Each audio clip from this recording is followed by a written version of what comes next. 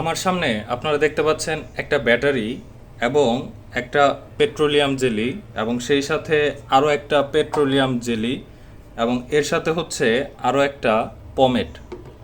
এই ব্যাটারির সাথে এই তিনটা জিনিসের সম্পর্কটা কি? আজকের ভিডিওতে আমি আপনাদেরকে সেইটাই জানাবো। আজকের ভিডিওটি দেখার মাধ্যমে আপনি আপনার ব্যাটারির আয়ু আরও কিছু বছর বাঁচিয়ে নিতে পারবেন। তাহলে চলুন আমরা ভিডিওর মূল অংশে যাই। মূলত বিষয় হচ্ছে এই ব্যাটারিগুলোর টার্মিনালে অনেকের দেখা যায় লোনা পড়ে যায়।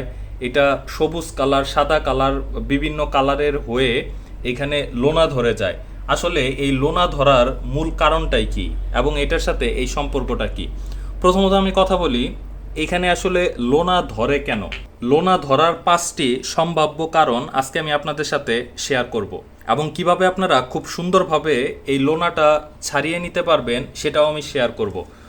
প্রথমত হচ্ছে এই ব্যাটারির যে ক্যাপগুলো আছে এই ক্যাপের ভেতরে আপনারা সূক্ষ্ম সূক্ষ্ম ফোঁটা দেখতে পারবেন, যেটা প্রতিনিয়ত চার্জ এবং ডিসচার্জের ফলে বুদবুদ বা গ্যাস আকারে বের হয়ে যায়। এটার কিছু জলীয় ভাস্প যখন এই সাইড দিয়ে লেগে যায় বা এদিকে যখন প্রতিনিয়ত লাগতে থাকে, লাগতে লাগতে এক সময় এখানে লোনা ধরে যায় এবং অনেকের ক্ষেত্রে দেখা যায় যারা ব্যাটারি একদম খাটের নিচে বা অন্য কোনো জায়গায় যখন রেখে দেয় আড়ালে, তখন প্রতিনিয়ত লোনা ধরতে ধরতে তখন এই লোনার পরিমাণটা অনেক বেশি বেড়ে যায়।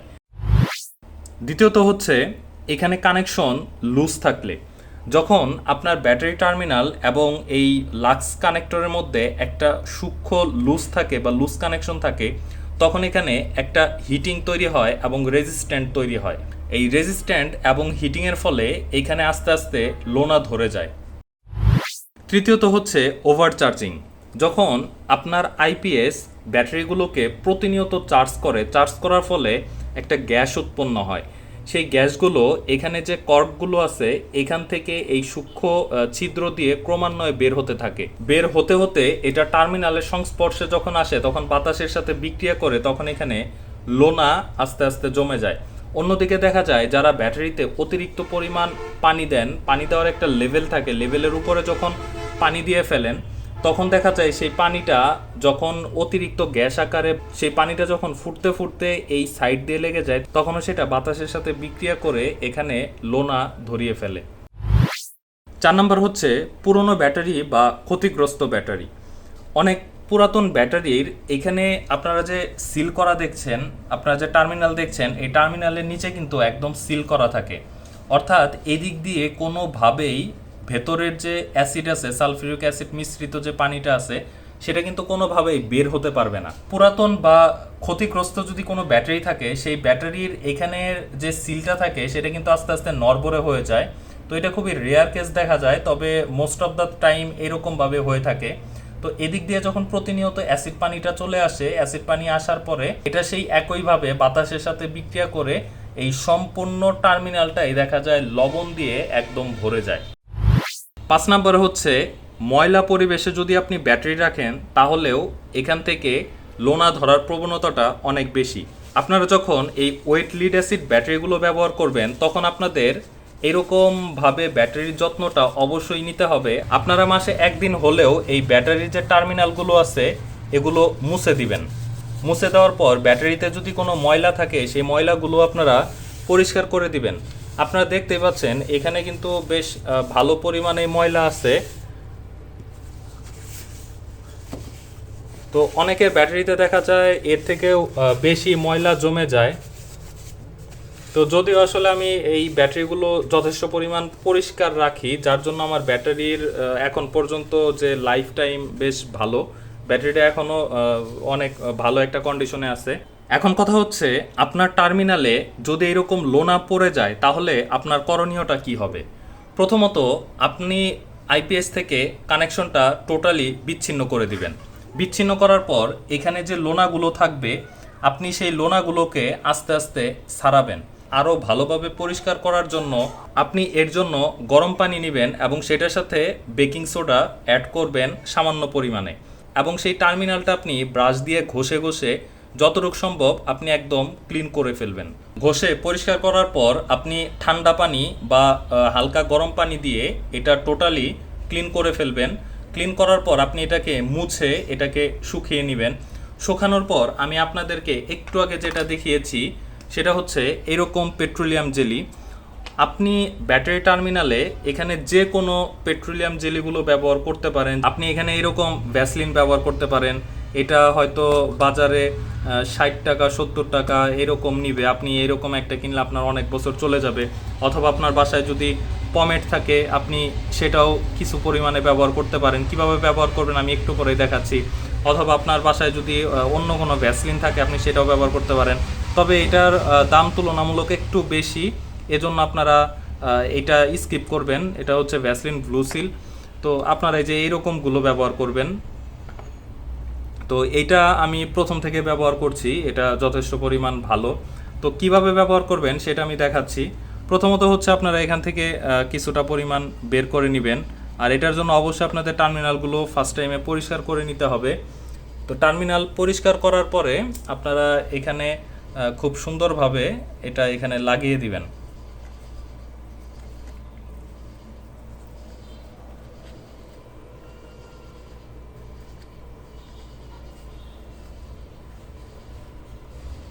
আমি এখানে খুব সুন্দরভাবে এখানে মাখিয়ে দিলাম। এতে করে আমার এখানে কোনো প্রকার লোনা ধরার চান্স নেই বললেই চলে। আশা করতে পারি আমার ব্যাটারিতে যদি অন্য কোনো সমস্যা হয় হতে পারে, কিন্তু কোনো সময় এই লোনা পড়ার মতো বা লোনা ধরার মতো কোনো সমস্যা হবে না।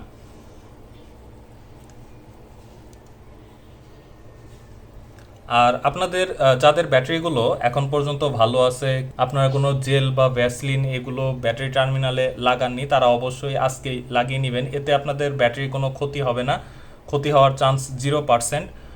এটা আসলে আপনারা দেখবেন যে ব্যাটারি ম্যানুয়ালে কিন্তু লিখে দেওয়া থাকে। যখন আপনারা আইপিএস সোলার বা যে কানেকশনই দেন সেক্ষেত্রে অবশ্যই আপনারা এরকমভাবে লাগিয়ে নেবেন। আর আমার এই ভিডিও যদি কোনো অটো চালক ভাই বা রিক্সা চালক ভাই দেখে থাকেন, তাদের ব্যাটারিগুলো কিন্তু এইটা সব থেকে বেশি হয়। ব্যাটারি টার্মিনালগুলোতে লোনা পড়ে যায় খুব দ্রুত, কারণ তাদের ব্যাটারিগুলো সবসময় ট্রাভেল অবস্থায় থাকে, অর্থাৎ সবসময় ঝাঁকি খেতেই থাকে। তখন এই যে সূক্ষ্ম ছিদ্রগুলো আছে এদিক থেকে পানি অনবরত বের হতে থাকে, এরকম ঝাঁকি খেয়ে বের হয়। এগুলো যখন টার্মিনালে লেগে যায়, টার্মিনালে লাগার ফলে আস্তে আস্তে দেখা যায় এইখানে একটা লোনা পড়ে যায়। এটা দেখা যায় একটা গাড়িতে যদি 5টা ব্যাটারি থাকে, 5টা ব্যাটারির 1টা 2টা ব্যাটারিতে হবেই। আমি এই পর্যন্ত যতগুলো অটো দেখেছি আমি বলা যায় প্রায় 70-80% লোকের এইরকমই হয়েছে। তো আপনারা যদি এইরকম কাজ করেন তাহলে আপনাদের এখানে লোনা পড়ার চান্স অনেক কম। তো লোনা পড়ার ফলে কিন্তু আপনারা ব্যাটারি থেকে ভালো একটা পারফরমেন্স পাবেন না। অর্থাৎ ব্যাটারির সাথে যখন আপনাদের কানেক্টরটা ভালোভাবে কানেক্টেড না থাকবে তখন আপনারা ভালো একটা মাইলেজ পাবেন না। হয়তো আপনার অটো মাঝ পর্যায়ে বন্ধ হয়ে যেতে পারে বা আপনার তার পুড়ে যেতে পারে, এরকম অনেক ধরনের সমস্যা হয়। সেজন্য আপনারা এই কাজটা যদি করেন তাহলে আপনারা আপনাদের ব্যাটারি হেলথটাকে অনেকটাই বাঁচাতে পারবেন এবং আপনাদের যে টার্মিনাল আছে সেই টার্মিনালটাকেও আপনারা রক্ষা করতে পারবেন। অনেক ক্ষেত্রে দেখা যায় প্রতিনিয়ত এখানে লোনা পড়ার ফলে এই টার্মিনালগুলো কিন্তু আস্তে আস্তে ক্ষয়প্রাপ্ত হয়। অনেক ক্ষেত্রে দেখা যায় জুড়ে যদি টাইট দেওয়া হয় তখন এই টার্মিনালগুলো ভেঙে যায়। তো এই ছিল আজকের ভিডিও। আশা করি এই ভিডিওটি আপনাদের জন্য খুবই হেল্পফুল হবে। ভিডিওর লাস্টে আপনাদের জন্য আরও একটা সতর্কবার্তা দিয়ে যাই। আপনারা যখন এটা গরম পানি এবং সাথে বেকিং সোডা মিক্স করে যখন এগুলো পরিষ্কার করবেন, ভুলেও যেন এই যে কর্কগুলো আছে অর্থাৎ ব্যাটারির যে ছিদ্রগুলো আছে এগুলোর সাথে কোনোভাবেই এই বেকিং সোডা বা গরম পানি মিক্সিং করবেন না। এই পার্টগুলো হচ্ছে সেপারেট, এগুলা আলাদা জিনিস এবং এটা হচ্ছে আলাদা জিনিস। আপনি এখানে গরম পানি দিয়ে আপনার মতো করে সুন্দরভাবে ক্লিন করবেন, সেক্ষেত্রে এইটার সাথে আপনার কোনো কানেকশন থাকবে না। অর্থাৎ আপনি এইখানে কোনো কিছু দিবেন না, যদিও বা কোনো কিছু এইদিকে চলে যায় আপনি অবশ্যই সেটা পরিষ্কার করবেন। আর এর জন্য আপনি যে কাজটা করতে পারেন, এখানে যে ব্যাটারির কর্কগুলো আছে, যে ফুটাগুলো আছে, টেপ দিয়ে লাগিয়ে নেবেন এবং এদিক দিয়ে আপনি ক্লিন করবেন। আশা করা যায় আপনার এখানে কোনোভাবেই ঢুকবে না। আর এমন করবেন না যে একদম গরম পানি বেকিং সোডা মিক্স করা গরম পানি আপনি ব্যাটারিতে ঢেলে দিবেন, এরকম করবেন না। আপনি ব্রাশ দিয়ে হালকাভাবে ঢেলে আপনি ঘষে পরিষ্কার করবেন, দেখবেন যে খুব দ্রুত এটা পরিষ্কার হয়ে গেছে।